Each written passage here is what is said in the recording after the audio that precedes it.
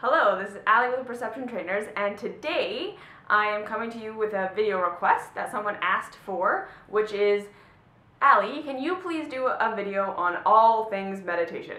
And I said, okay, but of course I cannot do a video on all things meditation because this is a massive subject and there are so many perspectives and so many viewpoints and so much that has been cultivated in this idea and understanding of meditation that of course I cannot cover all of it. My perspective is too small. So what I'm going to do in this video is I'm going to share with you my personal experience with meditation. I'm going to give you some kind of things to ponder. I'm going to hopefully try to expand maybe what your definition of meditation is, and I'm going to outline a few specific ideas that you can use to implement meditation into your life for where you are and what's going on with you, because not all kind of paths of meditation or techniques apply to each person in each moment. So that's what we're going to cover, and of course I may even do a follow-up video on this one because again this is a massive subject and meditation is a hugely important thing to consider, and so we're just going to explore. Okay, so this is not a definitive video on meditation. This is not the last video on meditation you'll ever have to watch, and it may not resonate with you at all, and that's okay. Okay, so let's get started. So when we look at the word meditation, okay, and we look it up in the dictionary, it literally says to meditate upon something, right? And so they're saying that the root words, it's a root word of Latin, and I'm not going to say it because I'll butcher it, but the root word of meditation comes from a Latin word, which means to ponder, contemplate, or think deeply about. Okay? So already that kind of flies in the face of what a lot of people think meditation is, which is trying to stop your thoughts, right? So that's the first thing that I kind of want to explore when we look at this idea of meditation, okay? Meditation is something that has absolutely evolved to meet the needs of the people of our time and space, okay? Meditation is not a static thing that has been what it always is and always will be for the rest of time, okay? So when we look at, for instance, the Yogic Path, right? So the 8 limbs of yoga, as if I didn't know that. Sorry. So the 8 limbs of yoga, right? We start with the yamas and the niyamas, which teach you right action and right livelihood. Essentially, it's like turning you into like, okay, be conscious of being a good person is essentially what the first 2 limbs of yoga are.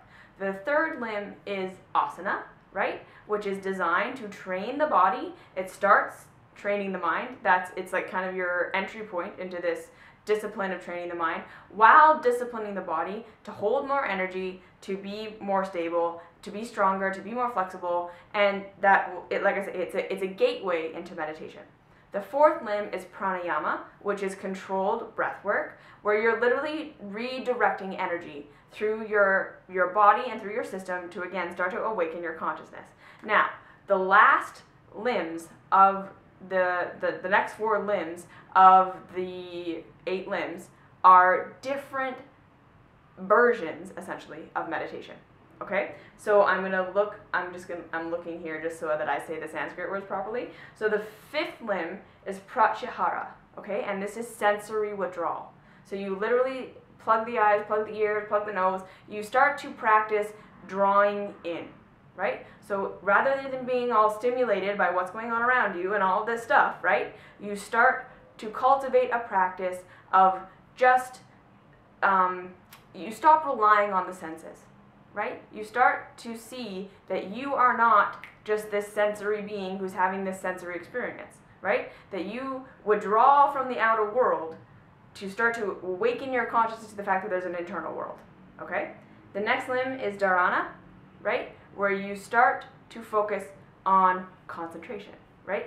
So now that you've stopped focusing on everything outside, you start to focus on all the stuff that's going on inside your mind, right? So this is where we start to look at the monkey mind, and this is where true self-introspection starts to happen, right? You start to see where all of the crazy stuff that's inside of your mind is happening, and you start to focus on that, and you start to begin to try to draw your concentration to a specific thought or to a specific thing as a way of focusing the mind, okay? After that, we have Dhyana, which is single-pointed focus, right? So this is where you're starting to get to the point where you can draw the mind into a place where it can be still on an object or on a concept, like meditation upon God or upon whatever, right? And this starts to open your awareness, okay? So again, this is not about stopping all thought altogether, all right? This practice moves you towards the eighth limb, which is samadhi, or God consciousness. So that's not empty consciousness, that's not nothingness, right? That is awareness. Okay, so understanding this. The Zen, right? So now in Zen Buddhism, so say for instance, they do Zazen meditation, which is all about stopping the thoughts. And again, this teaching I think has confused people because it's not about stopping all thought so that you don't think anymore and your mind is just blank, all right?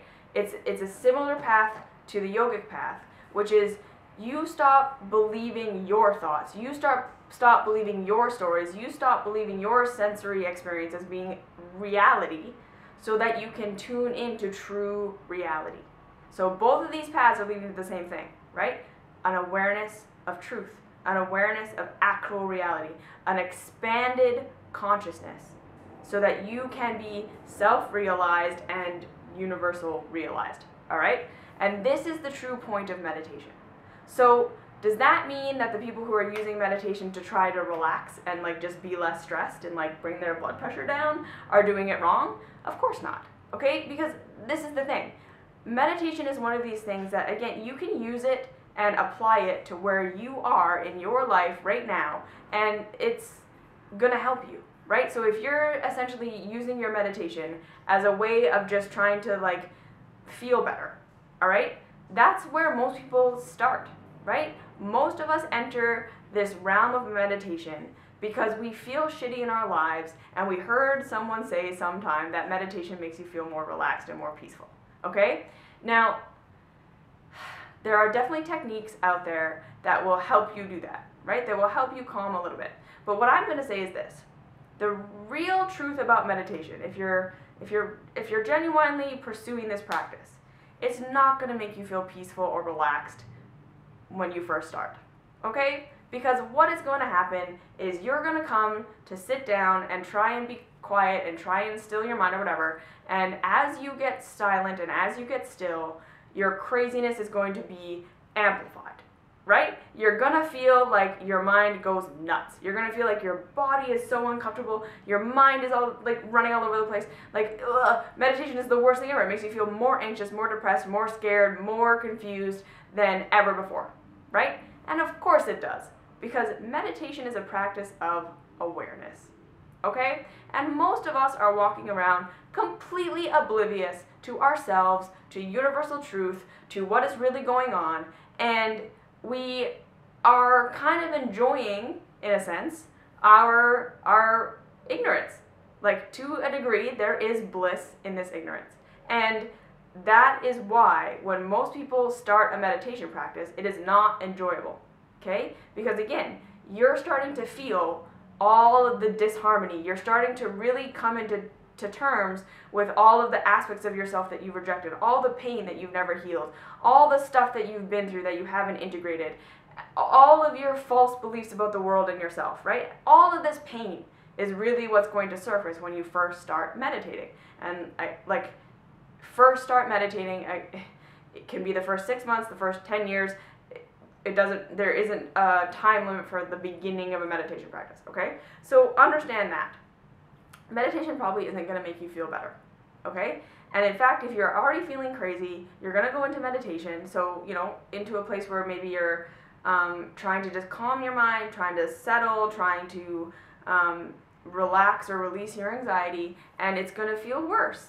And so my first key is this, okay? If that's your experience in meditation right now, all you have to do right now in these beginning phases is practice relaxing your body and relaxing your breath when you're getting all crazy in your meditation, okay? So I'm telling you this from my personal experience. When I first started meditating for the first 6 months, it was excruciating. It was not an enjoyable experience Because, like I say, all this disharmonic stuff in my life, all of the things that I had been rejecting, all of the things that needed integration, all the parts of me that needed love, all the pain, all the things that I had been through, that I had been, that we very calculatedly in our lives distract ourselves from, right? We keep ourselves busy, we keep ourselves moving, we keep ourselves in dramatic situations, we keep ourselves in like crazy relationships and eating disorders and all of these things as a way of distracting ourselves from these underlying false beliefs we have about ourselves and the world, and this underlying pain that we feel like we don't know how to deal with.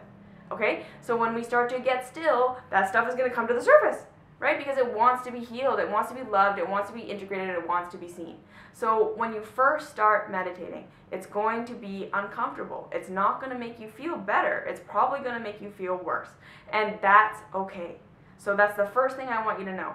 The second thing, there are absolutely guided meditations that you can do in the very beginning as a very beginner meditator that will make you feel better, okay? That will help connect you to a higher frequency, a higher vibration, a way of, it really, truly, they are transmitting to you a higher frequency, a higher vibration than the one that you exist on, and it's absolutely going to feel better, okay? So you can listen to a guided meditation and feel like you're floating on cloud 9. You can go to a Kundalini yoga weekend and feel like you've arrived, okay? That stuff totally happens because you have then shifted your frequency from where you usually are to a much higher frequency through your meditative practice, okay? Through this transmission of this vibration.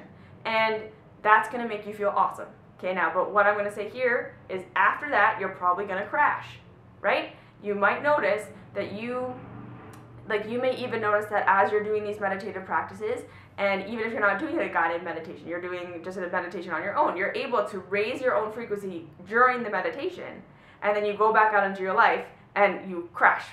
Like you feel worse than you ever did, right? And again, that's because you are practicing these new vibrations, you're practicing these new frequencies, you're getting yourself to this new energetic place, but you don't actually have the tools or the vessel or the awareness to hold yourself there yet. Right? You haven't integrated the parts of you that are holding you in the lower frequency, so those parts still exist, right? And so they pull you back down, really, to draw your awareness to them so they can be loved and healed so that they can come to that higher vibration with you. And that is the true point of meditation.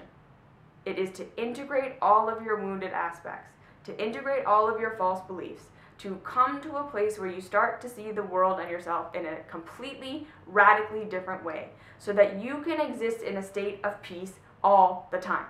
Okay? Meditation is not about being peaceful while you meditate and then going out and being a bull in a china shop, right?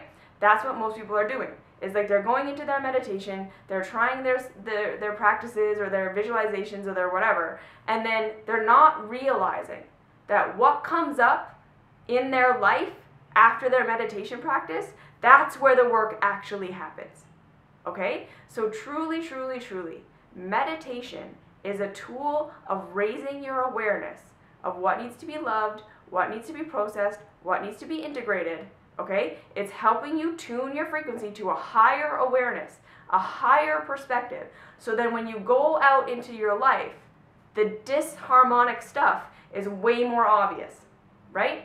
That's the point of meditation. Meditation should be making you more aware of where you are self-sabotaging, where you are behaving out of alignment with, truth of everything, right? Where you are creating the chaos in your life. And that is the real fundamental truth of meditation. It should be making you a more responsible human being. As in, I am responsible for the chaos in my life, right? So you're going to go through phases, right? In the beginning, meditation is just going to feel really weird and awful. And then you might go through a phase where you're just like really angry at everybody and really angry at everything. And all of your past traumas come to the surface and you're just really sad and really emotional and really upset. That's when you use these self-love meditations, okay? So in the beginning, just see if you can relax your breath and relax your body while all the craziness is happening. Then as the emotions start to surface, start to process those emotions. Journal, get a counselor, start to do these practices where you make room for these emotions, and you make room for the crazy thoughts, and you make room for all that stuff in a way where you're observing them, right? You stop running from them, you stop trying to get rid of them, you stop demonizing them, and you start to realize that no, these things are coming up for a reason. These are a part of me. It's not an external thing, right? I'm in meditation and this stuff is happening. So when I feel that way outside, it's the same thing, right? It's not really this that's doing it to me. This is an internal situation that's happening. So you start to make room for all of this stuff. Next, you're going to start to become more personally responsible for your life. And this is where the meditation really starts to actually affect you and have its positive effects, is that you start to realize, okay, this chaos in my life is being created by me. I am the one that has made all of my problems, right? I'm the one that's rejected myself. I'm the one that has a wounded perspective. I'm the one that's projecting all of my shit out onto the world. I'm the one that's expecting all the people around me to be different so that I can be happy. I'm the one that's saying, I need this, this, and this, and this to be happy. Until I have that, I can't be happy. And you're going to start to realize that none of that is actually true, okay? So this is where meditation really starts to be something awesome, is when you start to realize that it is your internal environment that you have control over, that it is your internal environment that you must integrate and love and bring to a state of harmony before your external environment is going to feel like that, right? And so if your meditation practices are not taking you deeper into what you feel and are not taking you deeper into personal responsibility, I would argue that it's not truly meditation, okay? And this is the thing about human consciousness that's so funny, is that most of the time, human consciousness is not looking for the truth. Human consciousness is looking to support what I already believe. So if you're going into meditation and you're not coming out with a different perspective of life and yourself and your problems, you're not really doing it. What you're actually doing is just reinforcing what you already think. And that's a danger of meditation that I would say a lot of people fall into, is they think they're doing their meditation practices and they think they're doing all this personal growth and awareness stuff, but really they're just reinforcing what they already believe about themselves and what they already believe about the world. So if you're not going in there to foundationally question what you believe, if you're not going in there to foundationally question how you respond to life, if you're not going in there to foundationally question, is this what I believe actually true, right? Not how can I find evidence to support what I believe, right? And think of all the reasons why it's true in meditation, and then I walk around saying, like, see, that's what it is. No, you're going into meditation assuming you're wrong. And that's the biggest thing. Meditation is there to help, like, if there's any chaos in your life, if there's any suffering in your life, if there's any pain in your life, that's an internal shift that has to happen. And I'm going to just put it out there like that. That is the point of meditation, is for you to say, nope, I am personally responsible for all of the craziness in my life. I'm either choosing to stay in a situation that I could get out of, right? And I'm just not seeing how I could get out of it. I'm creating the situation. I'm participating in the situation. There's no such thing as chaos that's happening to me, right? And this also means that, like, you know, even if the life around you is crazy, the way that you react and respond to it can change to the point where you are not in a crazy place, even though everyone around you is. Okay? It's not necessarily to say that you need to live in a bubble where you're in this perfect place all the time, but it's to say you can be equanimous no matter what is happening around you. And that is what meditation is there to teach you. Personal responsibility. That you always, always, always, always, always have the choice to become more in alignment with love or more in alignment with fear. More in alignment with truth or less in alignment with truth. More aware of ultimate reality or more aware of the reality that you think exists and are collecting evidence to support, right? So meditation is designed to completely shatter the way that you view the world if you're in pain. It's designed to bring all of the wounded aspects of yourself to the surface so that you can integrate them and love them and start to become who you truly are, right? So that you can start to express in an authentic way. And that helps to get rid of a whole bunch of the crazy drama. And so that you can take responsibility so that you never feel like a victim to your life ever again, right? So you start to move away from, you know, the outside world is the cause of all of this, sensory deprivation. Oh, okay, there's a whole bunch of shit going on inside of me that I need to look at, right? Maybe I can focus this, maybe I can get to a higher level of consciousness. Yeah? So that's that. If you have any questions, comments, concerns, leave them down below. Find me on all my social media stuff. That's all downstairs, or down below. Join the Patreon. and I'll see you in the next video.